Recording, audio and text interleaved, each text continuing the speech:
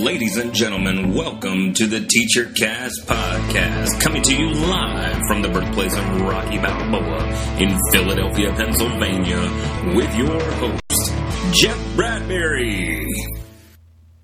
Hello everyone and welcome back to Social Studies Chat. It is Monday, July 8th. We are live tonight talking all about teaching like a pirate. We have a lot of great guests tonight. We have Michael Milton, Ann Beck, and I think we're actually going to have the author and the moderator of tonight's chat, Mr. Dave Burgess. He's right here. He's Sorry. right here. That's okay. There's many ways that you can contact us tonight. We certainly love it if you are going to be following the chat using SSCHAT hashtag. And of course, all of our great stuff is going to be posted after the chat tonight on the sschat.ning.org. Is it, Mike? That's right. .com. sschat.ning.com. We certainly thank you out there for joining in on us, and we like it when you guys participate, chat at us using the SSCHAT hashtag, and we're going to have a great time tonight. We are honored tonight to have a wonderful moderator tonight in Dave Burgess. Dave, are you out there tonight? Dave, your mic is off at the moment. I bet he's saying "arg." Mike, let's start with you. Mike, how are you tonight? I'm fine. I'm fine. I have a new location here, so it's no longer gray, it's yellow. Yellow is a nice color. It's been a while since we've done these live broadcasts. Talk to the audience a little bit. Tell us about yourself. My name is Michael Milton. I'm a World History US 1 and AP Psychology teacher at Burlington High School. I live in Massachusetts, and I really enjoy it, and I do like spending my Monday nights with you. And what have you been doing this summertime? Not that much yet. I do have some things planned. I'll be doing a conference or doing a workshop on technology in the Common Core, which I'll gladly share out later. But other than that, just working on some stuff to get ready for next year. Nice. And also joining us tonight from the great state of Oklahoma, we have Ann Beck. Ann, how are you tonight? I'm good. How are you? Doing well. Tell us a little bit about yourself. Well, I was a middle school geography teacher for 4 years, and we have recently moved. My husband got a new coaching position at another school in Oklahoma, and I just received the job of a educational technology instruction specialist. So I will be basically coaching teachers in a one-to-one iPad school on best practices and helping them integrate them into what they're already doing. Nice. Well, thank you guys for joining us. Dave, do you hear us? And how's your mic tonight? I think I hear you, and I think my mic's back on. Is that right? Dave, welcome to the show. How are you tonight? I'm doing fantastic. Good to be here. It is good to have you on, and nice to talk to you. I love that background behind you. Oh, yeah, special just for you guys. Dave, tell us a little bit about yourself. Well, I teach in San Diego. I'm a U.S. history teacher at West Hills High School, and former basketball coach as well, and part-time magician, and the author of Teach Like a Pirate. And I can't wait to see people's answers to the first question in the chat tonight. I was asking, one of my favorite sayings is, don't just teach a lesson, create an experience. And I'm asking what the difference is between a lesson and an experience and how we can create more experiences in our class. Great first question. Mike, what do you think? What is the difference between teaching a lesson and creating an experience? I mean, that's a really good topic for the summertime. What do you think, Mike? Oh, so Dave, my boss, Todd Whitten, actually went to your workshop at NCSS and is a huge fan of you. And we were talking, I hope he's I forget his thing. RW24. But so we actually talk about this a lot, and we talk about the difference between, he says that, you should have at least a couple experiences for every quarter, if not every half year, something to really get the students to salivate. We do have someone joining us. Heather. Okay. And so with that, a couple of years ago, I dressed up like I was Simon Bolivar, but I had forgotten everything about myself, and I had to give a big speech about me. And so the students then spent some time in groups working on a speech about my legacy and why I would be accepting that award. And the students for that particular year, they really got engaged with it. They enjoyed the fact that I came in as totally someone else, and I was totally bought into the character. And what they came up with was actually really spectacular, and it was definitely something that they remembered at the end of the year. Yeah, I think that's one of the keys. A lesson is something that's going to be quickly forgotten, but when you create an experience, that's something that sticks with you for a long time. It's going to stay with them for forever, maybe. Now, Dave, can you give us an example of something that you've done that was lesson-based, and then maybe how we can create an experience out of that lesson? Okay, well, so one of the things I just tweeted was a lesson is when you lecture about how Henry Box Brown escaped from slavery. That's a lesson. An experience is after you tell them, you have them get into the box. You bring the box out and say, hey, who can fit into this box? Bring it out. A lesson is when you say, hey, Lindbergh flew solo across the Atlantic Ocean. An experience is when you say, hey, flip your desk over, sit in it upside down so you have the levers, and let's fly, and you reenact the flight. It's the difference between something that you just hear and something that you're a part of, actually, and you're interacting with it. And what are you doing with your classes? Are you creating experiences for them? Well, right now I haven't kind of in the gear of trying to help other teachers create those experiences themselves. So kind of had to take myself out of that role a little bit and really try and we have quite a few teachers that are very tech reluctant, and they think the iPad is more of a distraction in the classroom than a tool. And so I've really kind of taken I'm trying to create experiences like this, those aha moments for teachers to be able to relate to their students better. So I guess, in the last 4 years, yes, making anything personable, making it relevant to them. Even the smallest thing of just being a humorous, in your lecture giving, or, making it a fun place for people to come. I had to kick people out of my classroom at lunch because they wanted to come in there and work on it because, I made it enjoyable for them to be around. So I kind of missed part of that question, but I hope I answered it okay. We have a full deck. We have some new people coming up. Heather, welcome to the show. How are you tonight? I'm good. How are you guys? Doing well. Tell us a little bit about yourself, Heather. I am a teacher. I teach sociology, psychology, and U.S. history in a suburb of Chicago. I teach mostly juniors and seniors. This is my first SSCHAT in probably like 3 or 4 months because I just got married like 3 weeks ago. Yay! Yeah. Hey, congratulations. Thank you. And welcome and congratulations again on getting married. Thank you. Want to also recognize we have one more guest on here. I believe broadcasting live for the first time at a new place. Jay Eitner. Jay, how are you today? We are. I'm great, Jeff. How you doing, man? Doing well. How is the Stein right now out there? Well, we're outdoors right now. We're trying something a little bit new. Jay, you have a satellite dish coming out of your head right now. I do. I was going to try to get the grill chat going, but if you want to do it that way, we could do it that way. But I don't want to entice everybody who's listening and chatting right now. Looking forward to broadcasting from that grill on Friday, man. Yeah, no, it'll be good. The grill, we'll have grill chat on our own. I see. There's so many awesome people here tonight. Hello, everybody. Hey, Jay. Hey, Jay. Now, we are discussing the first question that Dave put out. Dave, why don't you give that question one more time, man? The question? Yes. All right, so the question is, don't just teach a lesson, create an experience. What's the difference, and how can we create more experiences in our classroom rather than just the standard lesson? Jay, let me throw that one to you, because you're just taking over a school district, K-8, and I know that you are looking to bring those experiences rather than lessons into your classes. What are you going to be telling your teachers over the summer and in the first half of the year here to get them to create experience for their kids rather than lessons?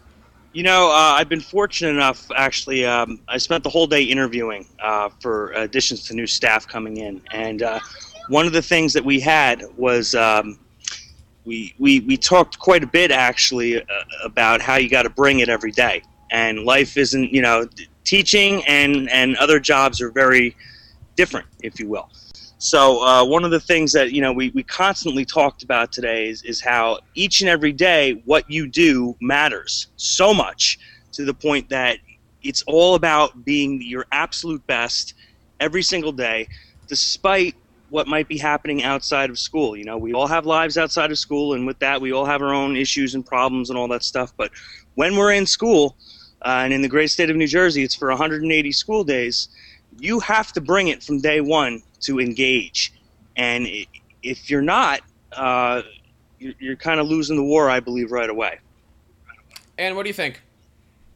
Well, I'm just kind of I'm trying to find this picture that I have as far as experiences go. I have a better answer to the question earlier was my kids we're really trying to learn where all of the bodies of waters were in the Middle East and where Mesopotamia was located and how the civilizations went, and where it was located to Egypt. And we're doing maps, doing color maps. They're listening to their headphones. They're just la la la la la. Well, finally one day it was beautiful outside, and I made them go outside and just kind of the not really rainy, but it had kind of the mud was still moist. Of course, parents probably love me for this, but all they got was a stick, and they had to go outside and they had to make Mesopotamia out of the dirt and make their own map. And I tell you what, every kid for the rest of the year knew exactly where the Persian Gulf was, where the Red Sea was, where the Suez Canal was, where Mesopotamia was, which was the Tigris and Euphrates River. And I'm trying to find pictures over the year. I would get texts from students because they would find their own little Tigris, Euphrates rivers like carved out of like canyons. And I get pictures and texts all year long of like, hey, I found Mesopotamia in my backyard. So I think that would be an example of an experience that we did, and it was just mud and sticks, just going outside. But because they got to go outside and they were free to kind of create, it makes a big difference versus the worksheet. So. Oh. Now, Dave, you're spot on. Dave, you just came out with question number 2. Why don't you read that one to us? Yeah, so question number 2 is this. One of the great secrets of engagement is rather than always trying to get students interested in what you're talking about, take what you're talking about and tying it into what they are already engaged in. So how can we best do that? How can we take what we do and tie it to what they're already passionate and engaged with already? Give us some examples of how you do that when you're working not only with students, but maybe with your adult professional developments. One example of this is, for instance, tying in pop culture. So I am always on the lookout for what they're into, what shows are they watching, what movies are coming out, what kind of music are they listening to. And if I can tie something that we're talking about into something that I know that is they're following as part of pop culture or current events, you have a ready in right there. Now, Dave, let me ask, do you find that you teach students similarly to when you teach adults, or do you basically say they're all humans and they learn the same way? What are some of those ways that you teach like a pirate that's maybe cross age groups? You know what? I think I teach pretty close to the same way in a workshop as I do in my classroom, with maybe a few exceptions. And yeah, a lot of the stuff I do is just kind of is a human kind of engagement rather than anything particular. The one difference I would say is with the kids, obviously, they're engaged by a lot different pop culture references than the adults are. Mm-hmm. But actually, in some cases, that's not even true. Let's bring Heather into this. Heather, what do you think about all this? What ways do you engage your students in your classrooms? Definitely along with what Dave was saying is that pop culture is huge. Like in psych, we did a whole memes project with the different parts of the brain and how kids and how we as humans remember things. So I think that's a huge piece in bringing in pop culture. And I teach teachers as well, and I try to do that. I just noticed that like the pop culture for the teachers, sometimes you can go back and you don't feel so old. Where like with students, I once made a Saved by the Bell joke and they all looked at me like I was a nut. So that is definitely one way to connect, I think, with our kids. I've been lucky. I have siblings in high school. So I have that firsthand experience. I can always ask them what's cool and what's not. I think that's definitely one way to engage them and find out. And I think it shows like they'll want to be engaged in your class when they know you're interested and you care about them. So I think that's a huge part of it. Like, hey, look what I know that you guys are doing and all that. So I think that brings them into the content. For a lot, they don't like our classes of history. But when we show that we care and we're into their topics and their what's hot list, we can be part of them. Mike, what about you? You're in a one-to-one program right now up in Burlington. How are you being engaging in that kind of an environment? So I think the game that she was talking about, like the creating memes with psychological events, is something that I also did with psychology as well. And that worked out pretty well. The students really, really enjoyed it. We also did something where we deconstructed some, I mean, they're very poorly, this is in psychology again, we crudely analyzed Disney characters. And Gaston, he has some problems. And so doing something like that, I think it really it made students realize that, there are other portals. It's not just that history, psychology in this case can actually be pretty fun. And there's some really neat application to it. And so it's just the example I can think off the top of my head. So you didn't like the Gaston character?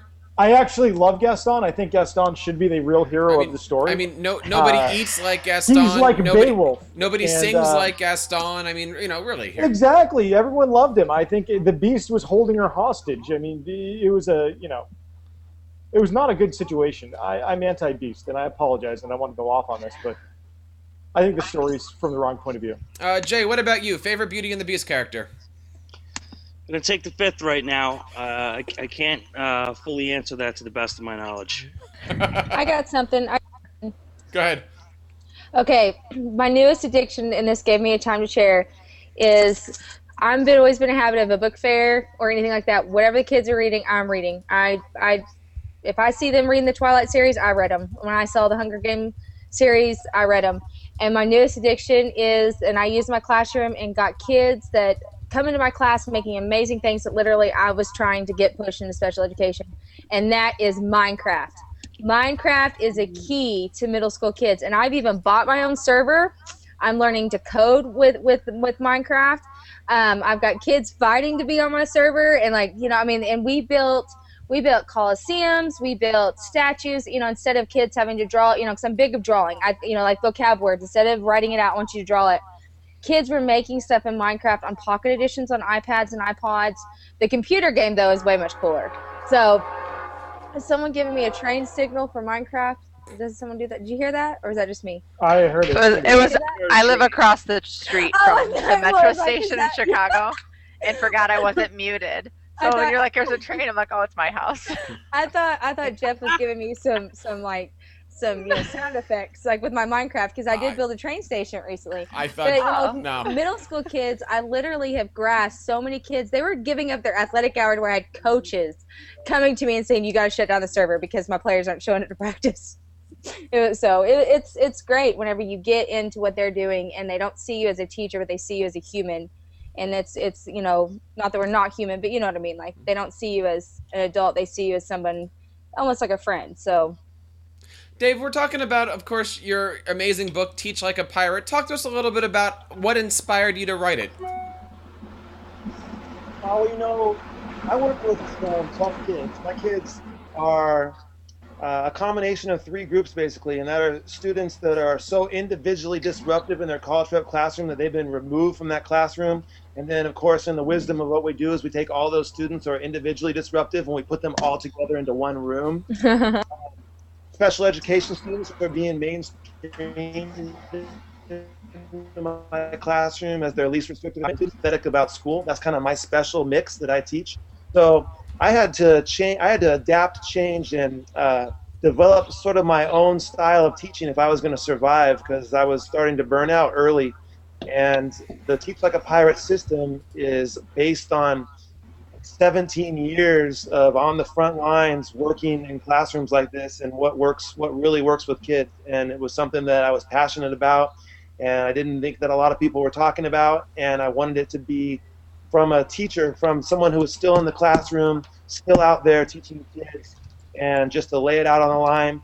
I had a lot of people come in and say, hey, you need to change this, you need to do this, you talk too much about this negative stuff about test scores, that's not going to play. And I just told everyone to get lost and said, I'm going to self-publish this because I want it to be exactly how I want it to be, and I don't want to have anybody filtering or altering the message in any way, so I just put it out on my own. How long did it take you to write it from conception to, first draft or publish? I sat down on January 1st and wrote the first pages, and I was done about July 2012, and then I had it in my hand in September. Nice. And what was that like to finally get it done and give birth to it? And, you know, obviously the world is taking to it. It's got to be a great feeling for you, man. It's been the reception that it's getting has been absolutely overwhelming. I'm just so grateful for the reception that it's gotten, for the help that I've had from people, especially on Twitter, spreading the message. And it's really resonated with people, so that's felt really good. And it's based on something that I started doing the workshops about in 2005. So I had been talking about it for like 7 years before I wrote it. So in some respects, I feel like I cheated because basically I just sat down at the computer and started writing what I do in my workshops, almost as if I was transcribing my own speech. So I think that's why I was able to write it so quickly. Now, I know I want to get you back to moderating here, but before we go any further, where can we pick up the book if we're interested in learning more about it? You know what? It's on Amazon, and it's on Barnes & Noble online, or if anyone wants to pick up a signed copy, they can get it through daveburgess.com. But the easiest place is just to pop on Amazon. Excellent. And what do we have here? Are we ready for question 3 yet, or did I miss where that came out? I think I need to send it. Here we go. Can't wait. Anticipation. All right, so here we are. What are some of the... wow, it's moving fast tonight. What are some of the best ways to incorporate more student choice and autonomy into your lessons to increase engagement? Am I reading Heather, that? Sorry. Heather, I know you do like the tic-tac-toe things. Can you talk about that? Yes. I try to do it in each of the class I teach, one per quarter. So, or even sometimes, gosh, in U.S. history, I felt like every unit we were doing a choices project, whether it be like a tic-tac-toe or here's your group, you're going to choose between, or you like that group would create a podcast, some sort of artist, like for the 20s, they did a podcast, then they did different types of advertisements. And then they had to pick from a whole bunch of different readings and primary sources. So they got all this stuff. And so the 20s is like our first unit for second semester. And some of the kids hadn't had me before. And they were like, you're not teaching us anything. They're really concerned about it. And I was like, well, okay, let's just keep working and see how you feel and getting into this.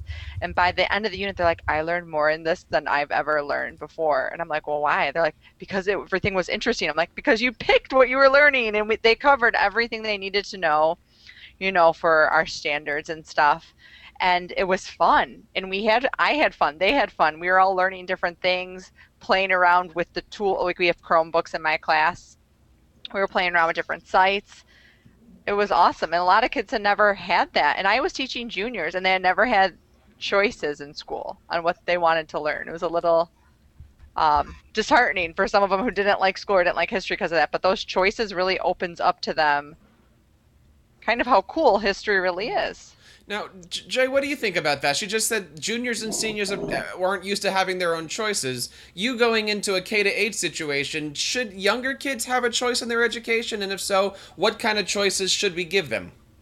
Well, I'm not going to go all out and say, you know, everybody should be Montessori and you know, unicorns and puppy dogs and rainbows and stuff like that. But I will say that I think differentiation is pretty paramount in order to succeed.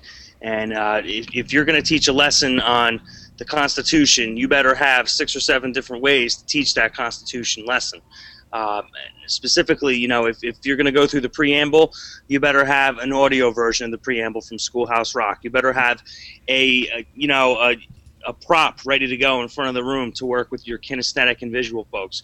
You need to, in today's day, you need to have a variety of different teaching methods. You know, I'm speaking more of a middle school kind of angle, but you got to have that stuff ready to go because you don't know how everyone's going to respond. And if I could cheap plug Dave's book real quick, which I bought for my entire district, Dave's book really delves into that idea of how you need to bring it and how you have to have all these different types of ideas ready to go at any given time. Because again, the key is keeping engagement. You want to keep your students there. You want to keep them ready to go. You want to keep them motivated and inspired. And it takes a variety of hats and skills today. You know, we're no more one-trick ponies anymore. Those days are done. It's just really, Jeff, it's really all about differentiating. Just bought the book.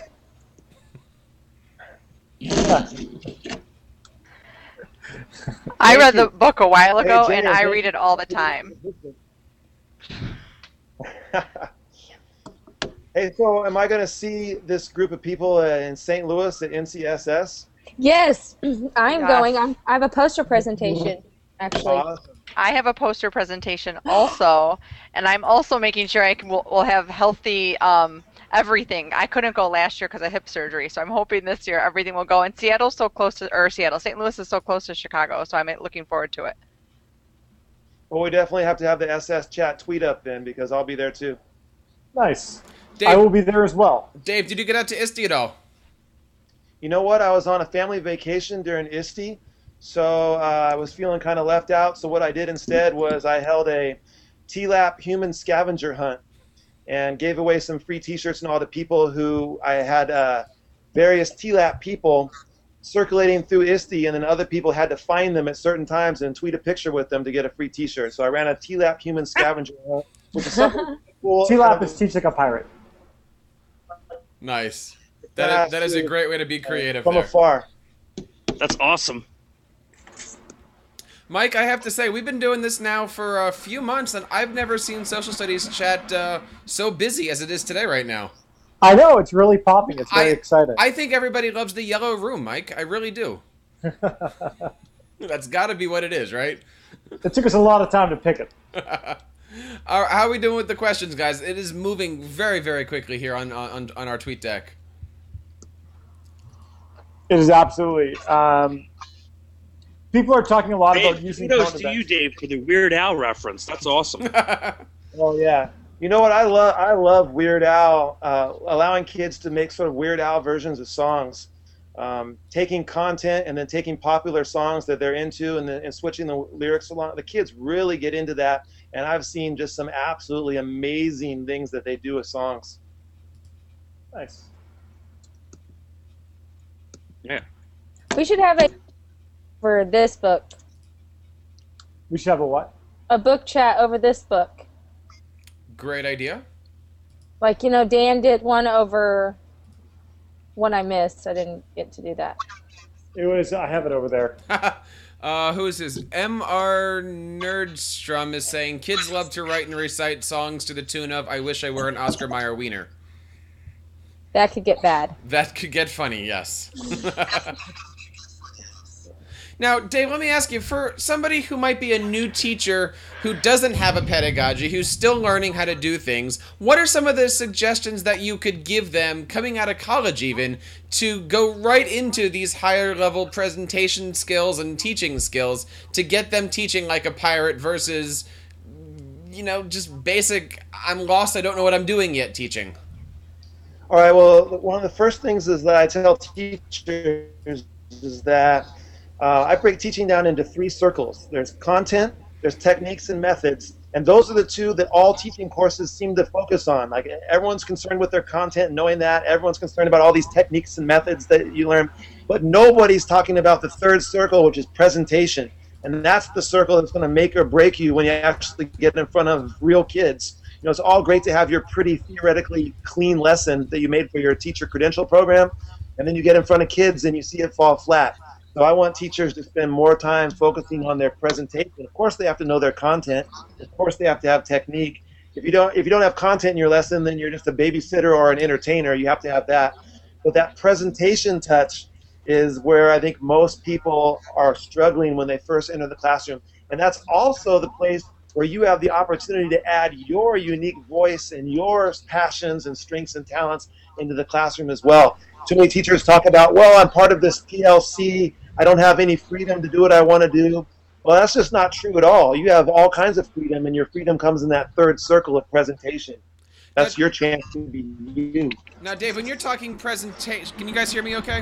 When you guys are talking presentation, are you talking just, using technology, using props, using slides, or just basically running around like a madman trying to teach everybody and trying to keep the energy up in the room? I'm talking about all of those things. Part of it is running around like a madman, but part of it is adding in all these things and taking all these tools.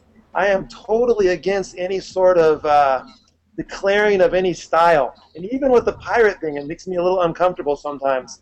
Is that I don't like to hear teachers say, I'm this kind of teacher, I think it's more like a Bruce Lee kind of situation where in martial arts where he said, hey, as soon as you declare a style, you've limited yourself. If I want to take this kick from Taekwondo and this punch from karate and this hold from judo and then create the best possible scenario. And that's the same way in the classroom. I'll take this idea from flipped classroom teachers and this idea from art teachers and this idea, and I'm going to combine and create something that's amazing. So I don't like to hear teachers limiting themselves by declaring, like, I am this kind of teacher. Yeah, that doesn't fly with me. No.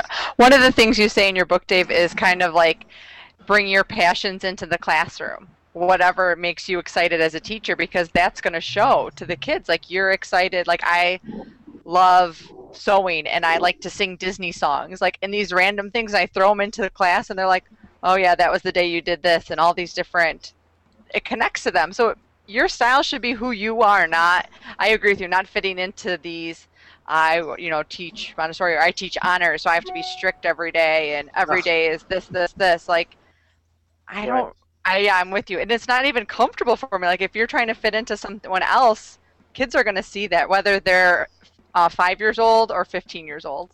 Exactly. And when you add yourself into your lesson like that, then that also helps to personalize you for your kids. Helps create rapport. Yeah, definitely. Now, Dave, how do you start this process? Because, I mean, I can imagine a lot of kids coming in and seeing you jumping off the walls and doing all this wacky stuff, and especially the older kids might look at you and go, who is this guy, and kind of turn off. How do you start this kind of a teaching style in the beginning of the year? Well, in the rapport section of the book, there's a pretty detailed description of what exactly I do on the first 3 days of school and why exactly I do them. And I don't put it in there to try to get other teachers to do exactly what I do, but more just as like a, hey, here's why I do it. And I've spent a lot of time thinking about these first 3 days. So hopefully you'll spend a lot of time thinking about what you're doing on your first 3 days as well.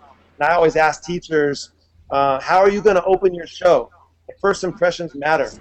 So are you going to open your show by telling them when it's appropriate to sharpen your pencil, or how many bathroom passes they have for the year, or by spending the whole first day reading down some boring syllabus or something like this? Yep. I don't think so. I'm all for having procedure and all that in the classroom, but how are you going to open your show? I am not opening my show with the pencil sharpener rules. I'm opening my show with something that's going to make them feel like this is going to be an amazing class and a place that I want to be. That's it right there, ladies and gentlemen. If I, as a superintendent, could can that and sell it and make every one of my staff members drink it, I would. I'll go on the record right now. It's all about bringing that passion right from the day. Like you said, Dave, it's there's more to life than learning about, when I could go to the bathroom and when it's okay to, sharpen my pencil. I'm here to learn. I want to learn something new. I want to be excited. I want to be in this class. You want to get excited, and you have one shot to do this. Yes, we have 180 retakes, but you know what? You have one shot to really lay down that impression and make everybody say, you know what? That's going to be a good class. That's going to be a fun class, and that's something that we need to start doing more of. Jay, how are you going to do it on the first day as you're addressing your staff for the first time? In addition to everybody getting copies of Dave's book, I'm going to go a little more laid back from that, and I think I'm kind of going a little bit of a crock pot analogy, low and slow. I don't want to scare everybody to the point of, all this technology is going to run over everyone's lives and stuff. Technology is not the end-all, be-all. It's a tool, it's an assistance, but it's there to help you. And, I'm going to hopefully, bring it as Dave describes in his book, but I don't want to be too overwhelming and too overbearing, and I know Dave could even speak to that, you don't want to overkill this, you don't want to be fake and phony, because everyone could see that too. There's a fine balance to walk. You just want him to drink some Kool-Aid. I don't want the Kool-Aid. By the way, with you saying that with the shadow is almost a little creepy there. Yeah. You do look a little frightened. Jay, when you said I that, love it. When you said if you could can and sell this, you would.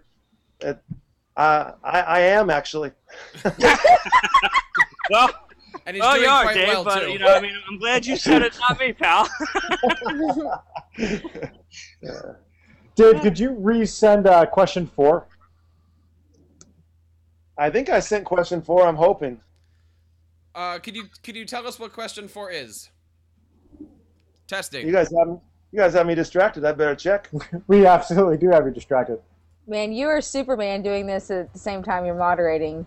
Question 4 is actually, Dave wants to know a recap of where you could buy his book and where you can get the autographed version versus the traditional version. Jay, are we getting the autographed version at the beginning of the year? Oh, you know what? I know what's going on here.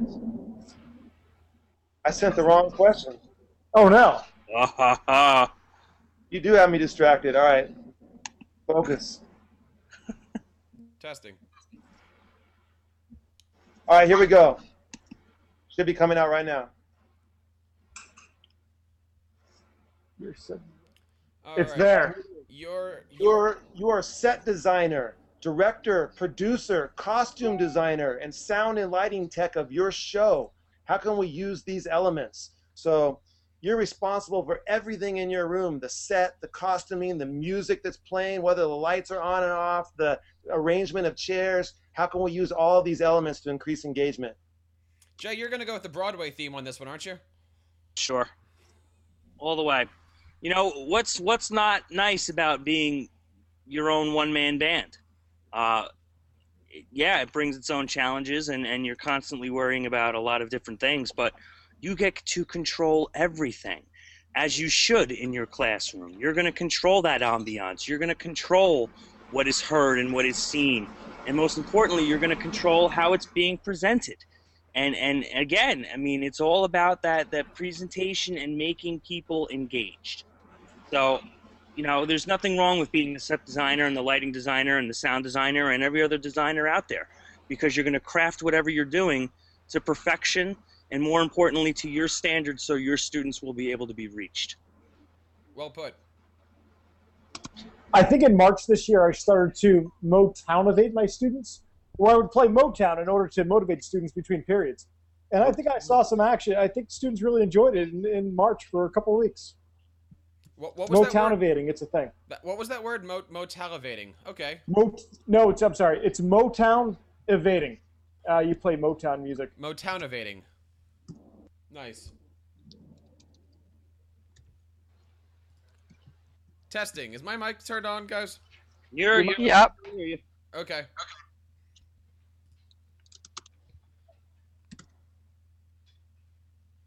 Let's see.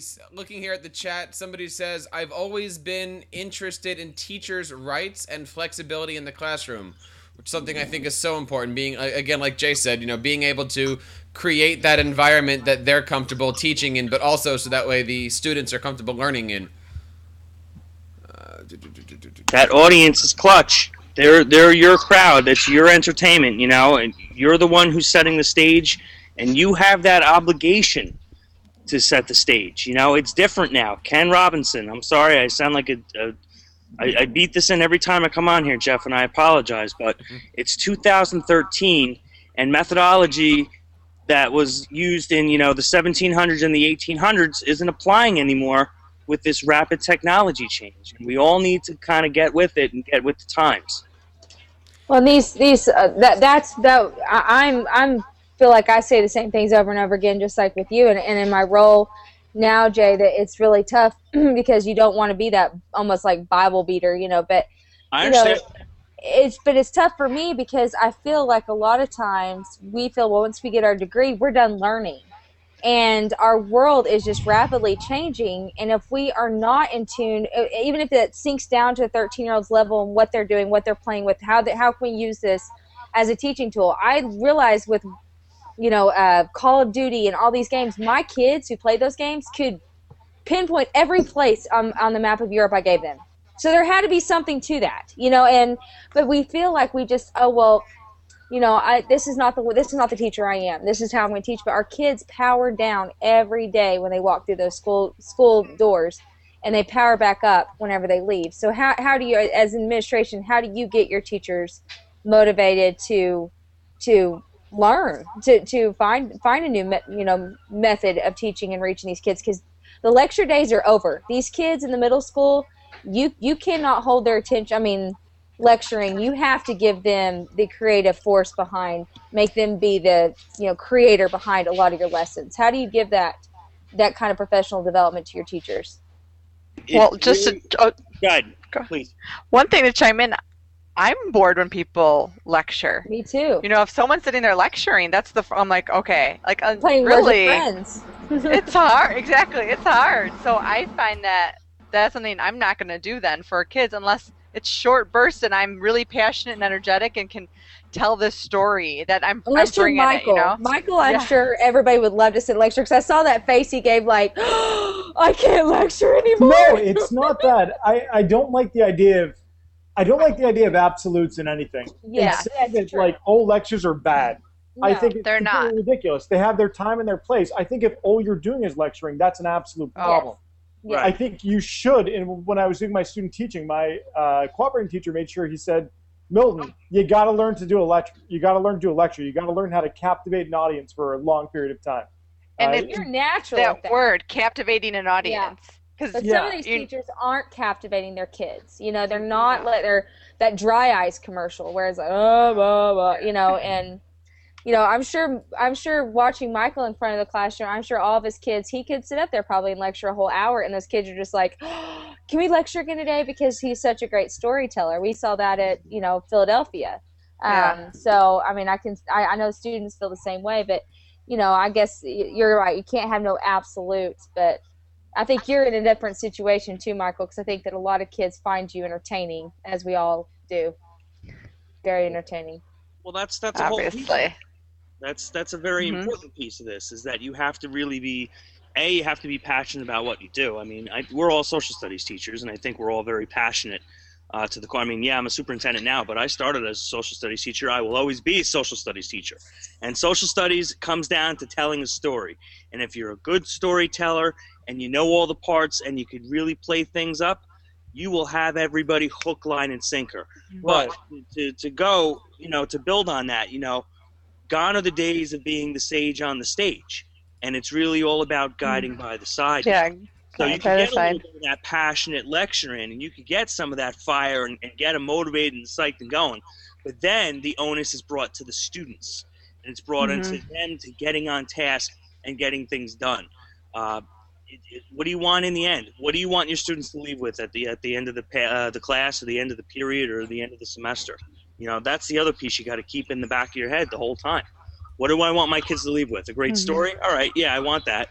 But I also want them to learn a thing or two. And I want them from, a variety of different angles. I think that quote, that guide by the what? Side. With the sage on the stage, you guide by the side. Reach out when people want it. Yeah, I actually used that quote when I was presenting with another teacher to our school board and superintendent and stuff on the power of technology and using, Google Drive and stuff in our classes because we were piloting it. I would say, because Anne, you were kind of asking, how do you get teachers to get away from being the, I'm the sage on the stage, everything I say goes into my class. I think, when I teach professional development courses, I lecture maybe 10 minutes, and I always make sure my lecture involves asking the audience or the teachers or students questions, but I also am very lively when I hear an answer or can laugh. Our kids, I teach high school, my kids say really off the wall crazy things, and so you kind of have to laugh with it, make it a fun, safe place to do that. And then I think in addition to that, you lecture briefly, short periods of time, and then get in and let them play, but build in a success when they play. When I have teachers in classes with technology playing, I make sure that there's a success. Okay, this group, you're just going to learn the easiest tech thing I know so that you feel confident in yourself, because then you're going to trust me to let you push you a little bit more. And I think that's really important. A lot of times we need to do that for our own students too. Don't let them just know what we know. Push them a little bit more and give them some confidence. Dave, you posted the fifth question. Do you mind telling us that?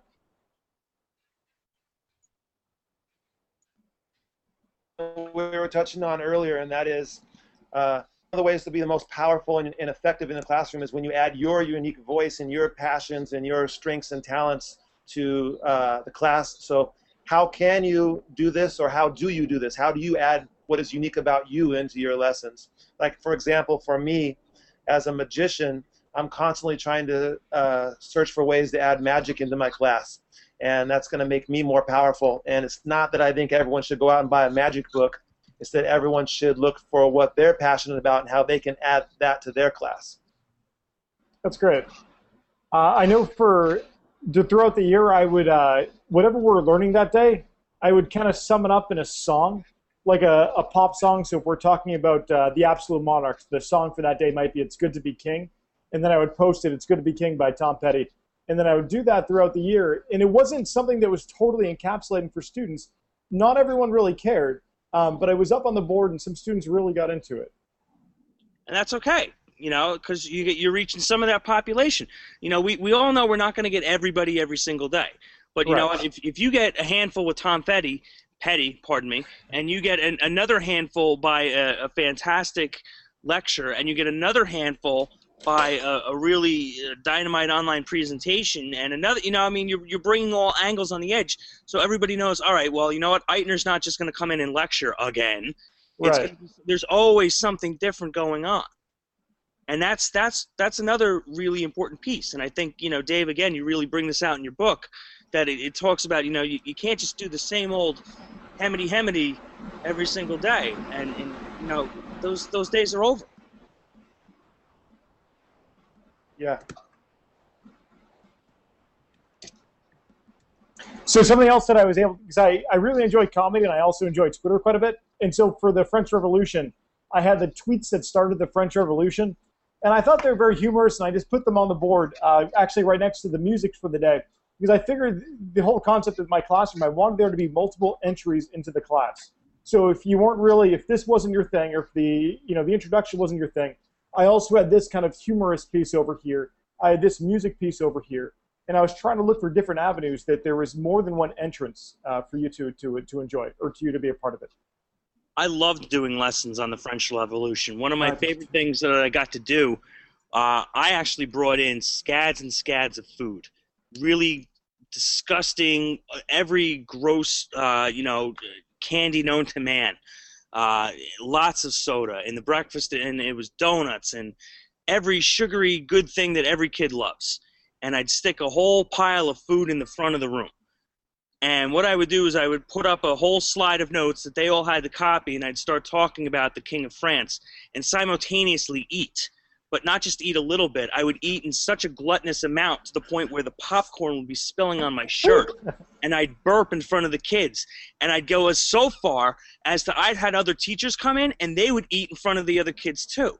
And we'd talk about how King Louis would have these lavish parties, and all of his friends would eat and wine and dine, and it'd be wonderful. And all the peasants and everybody else left were starving, and they were hungry, and they were tired, and they were just begging for just the one little scrap of food. And you saw every one of those kids, every one of them, just going, man, if I could just have a little piece of candy right now. If I could just have that little piece of popcorn right now.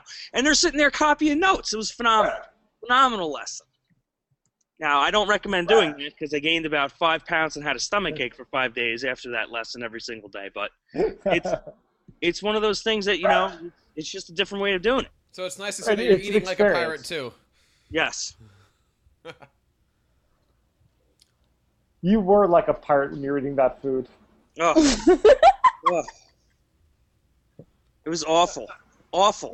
Just absolute gluttony the entire day. I didn't know this was going to turn into donut chat. Oh, man. I haven't eaten supper yet either. I had my principal. He came in. Sounds good. He popped me on that. That was a pop day where he just came in and just decided to observe. And I said, oh, man, you picked the right day, boss. I hope you ate, because if not, and I gave him cinnamon hots, and he's burning up in the back of the room. He ate the warheads and the gummy bears and everything else. It was phenomenal. Great so this is perfect. It leads us into our last question. Dave, take it away and tell us about your sellout crowd. Okay, so the last question is this. Do you have any lessons that you could sell tickets for? So this is raising the bar. This is not just a class that's engaging for kids. That there's a cash register at the door. They got to put $1 in, say, to come into your class that day. do you have any lessons where you would fill your seats, people would put the money in the box and come in and watch your lesson? I gotta raise my hand on this one here, Dave. I do this lesson usually in the first week of music theory, where I basically do a half an hour stand-up routine on it's the early sounds and how sound was created. And I have this big, huge PowerPoint deck that basically goes through the opening sounds and how we went from just saying ooga booga to the caveman goes out and he finds the sunrise and how he comes back to his cave woman, and the whole thing ends in the class going, bah, good day, and we're talking all about caveman stuff, and they finally get that the opening sentence that humans ever said to each other was, have a good day. And usually at the end of this, I just leave them dumbfounded, and a couple times I actually had a class give me a standing ovation at the end of it, which Nice. That's awesome. doesn't do you much good when I'm talking about it in 5 minutes, but now that I'm saying this, I'm thinking I might try this next week when I do my speech out in Arizona. I might try that one. But You should also try stand-up, too. I will try stand-up. Most of my lessons actually do sound like stand-up. I like kickball without government. That was just mentioned. That's awesome. Oh, it's chaos! What are you doing? People are just running around. There's no strikes. That's phenomenal. I think it's madness. It might be. I think it'd be more madness to see our actual government play kickball. Like, if we get, like the House of Representatives to play. Like, can you see, like, John Boehner? Okay. Now they're playing like a rousing game of pickleball with everybody. You want to do Barack versus Arnie Duncan in kickball? I mean, I don't think Arnie would have a good shot at that, man. guys, Hey, I know we're getting... Michael? Go ahead. Hey, you remember when I was at ISTE last week? I remember when we were talking about tweeting the colonies to England. I found a great app on the computer for you to use for that. It's not tweeting, but it's text messaging. I'm sure you've heard of it. I'm going to send you the information where you could have the king and queen like texting the colonies. It'd be hilarious on an iPhone. You could put their names in there. Oh, yeah, that could be really great. I want Yeah, I want to see it too. Okay, I'll find. I have a whole folder full of stuff. I haven't went through it, but she did between two historical figures, and they were texting back and forth, and it was hilarious because there were That's people awesome. who, of course, wouldn't have phones back then. History. Dave, I you have missed to tell us about the lunar landing. I've heard so much about it through Twitter. I cannot hear And now you. he's muted, I can make up your words for you. but I think he really wants to hear this. Buy my book. Can you hear me now? Yes. Okay. I don't want to be part of a commercial or something. All right, so the lunar landing. The entire room is completely black, dark. It's all covered in black. There is no light in the room whatsoever, except for some accent lights when they first come in, just to be able to see. Most desks are cleared out. They're on the floor, backpacks under their head, lying on their back. There is Pink Floyd, Dark Side of the Moon music. There's a laser show that's going to happen on the ceiling. When the lights finally go out, they can't even see their hand in front of their face. It is so dark. And all that plus content and some life-changing lessons added in there as well. That's the lunar landing lesson, and it's one that they try to get back into. They try to ditch other periods and come back to do it twice, but have to keep security at the door. Oh, wow. He That literally could be needs a a bouncer at the fundraiser. door. He'd be a fundraiser. People would pay to see that. You can raise some money for classroom tools. You can come twice. You pay me Waters would $5. probably even do it himself. That's awesome. That is cool. You gotta do that on Skype, Dave. Yeah. Yeah. Have someone Skype in too while you're yeah, that'd be awesome. Yeah, but we might lose it. I think you have to experience it. Maybe Dave, just have this can hidden you do it at camera. NCSS? Yes. Can I do the lunar landing? Yeah. I won't be doing the lunar landing there because I have to black out the whole room and make it completely dark. Can't you black out your hotel room? Maybe a hotel room version. Special invite only. Yes. I'll have to check with at Burgess Shelley about that one. Yes, probably a good idea. That's good. She might be thinking this book fame's going a little too far. Yeah, she's over the pirate routine. We're probably heading down the wrong track here. Hey, so there's a podcast tonight at let's see, I think it's 9, no, maybe 10. I don't know what time. What time is it? 7 Pacific time. I get so confused with these time zones, all these different chats. There's only one time zone to me. Yeah, we've already had this Eastern conversation. Yeah. And then B in parentheses. You put okay. for the Eastern. You gotta bring 7 playing cards and a permanent marker, and we're going to try something crazy. We're going to try to do a magic trick across all the states with people just listening in and seeing if it's going to work. I have no idea how it's going to go. It could be a complete disaster and failure, but that's kind of the pirate thing, though. You got to try some stuff you got to, no guts, no glory. That's it. Fortunes favor the bold. All in or go home, baby. Nice. Guys, I want to certainly wrap it up here and say thank you so much to our guest moderator tonight, Dave Burgess, for coming on. Dave, thank you so much for spending the time with us. Oh, my pleasure. Thank you for having me. Let's wrap it up and tell us a little bit about what's going on with you in the next couple weeks. I am presenting at our Oklahoma State Department of Education Conference Vision 2020 tomorrow for our over our new group hashtag OklaEd, which we've had some Will Chamberlain, Josh Dumpenhorst, a lot of people contribute to that on Sundays. And then I will be going to NCSS on a poster presentation, but that's not in a couple weeks, that's in several months. But that's what I'll be doing. I have 2 presentations this week at Vision 2020, and so got to get cracking because I'm not quite done yet. I'm a procrastinator. So. And Heather, what's going on with you this next couple weeks here, and how can we get a hold of you? Oh, you can get a hold of me via Twitter at IrishTeach, or on Google+, Heather Kilgallen still. I have a Heather Chambers one yet. My new name, but I haven't really switched over to that yet. I'm going to Teacher Appreciation Night tomorrow at the Cubs game. Wow. So Nice. if the weather holds up. It's supposed to rain, though, so fingers crossed. And Jay, where can we get a hold of you these days? Well, I guess as a new superintendent, you really can't. This is one of those few times where I'm actually allowed to sit down and not be, unpacking boxes or scrubbing floors or hanging pictures or something like that. So, in the meantime, you can find me on Twitter at iSuperite, and I also have a website at jeitner.com. Excellent. Mike, where can we find you online, and what do you got going on?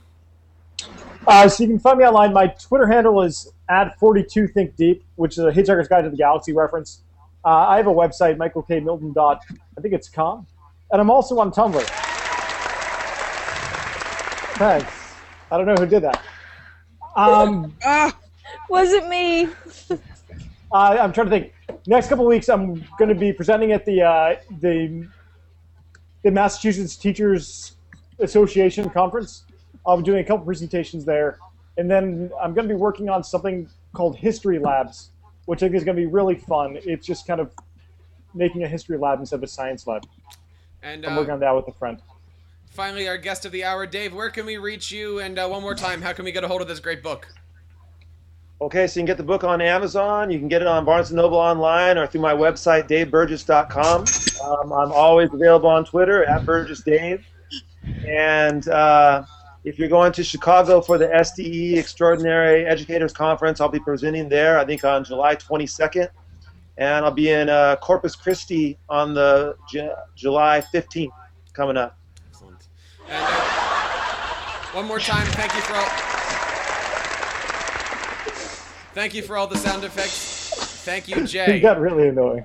And you can, of course, catch Social Studies Chat here each and every Monday night at 7 o'clock. And if you'd like to be a panel on the show or even a guest moderator, we would certainly love to have you. Lots of stuff going on here for TeacherCast. I'm actually going to be flying out to the Authentic Learning Conference next Tuesday through Thursday, actually, and going to be using some of these great skills that we learned about here tonight with our friend Dave Burgess. And then the following week, I'll actually be flying out to Indiana to the Greater Clark County Community Conference, I believe it is, GCCCCC, and lots of great stuff. If you'd like to reach me at TeacherCast, we'd love to hear from you. You can certainly leave us a voicemail at teachercast.net/voicemail. Email us at info@teachercast.net, or you can certainly subscribe to us at /iTunes and /YouTube. We would love to hear from you. Jay, that is a beautiful looking pirate hat that you got there. Yeah. Hashtag cheap plug for Dave. Much appreciated. Very, very nice. Well, I hope you've enjoyed this episode of the Social Studies Chat. It is Monday, July the 8th, and if you'd like to do something amazing for us when we're finished here, please check us out at teachercast.net/iTunes. Leave us a 5-star rating. Leave us a good review. We're going to put all these up on our YouTube channel and up on our iTunes for you to look at and subscribe to. My name is Jeff Bradbury, and until next time, I'll be back then, and please keep up the great work in your classrooms and continue sharing your passions with your students. Have a good night, everybody, and continue enjoying your summer.